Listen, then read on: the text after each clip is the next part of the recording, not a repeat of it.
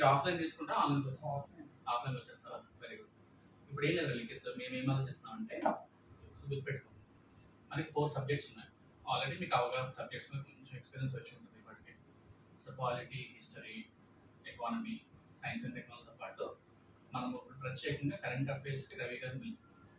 అంటే Sunday morning 9 to 1 current affairs చెప్పి మధ్యాహ్నం టెస్ట్లు పెట్టేస్తాం, వీక్లీ టెస్ట్. సో దట్ మీకు ఆ వీక్ కల్లా క్లియర్ అయిపోతుంది. సబ్జెక్ట్ అంత స్పీడ్గా ఫినిష్ చేసుకుంటే అంత